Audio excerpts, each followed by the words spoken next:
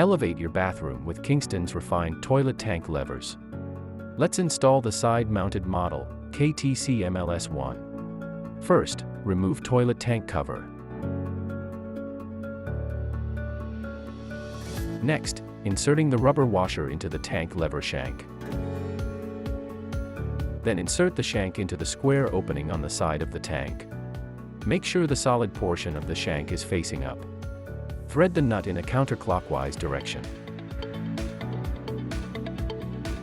Insert the arm assembly through the shank, ensuring the vertical portion of the arm assembly is pointing down. Hook the flapper chain onto the shower arm.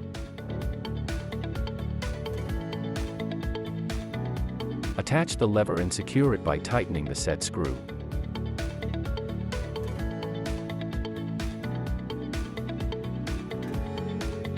Place toilet tank cover back on.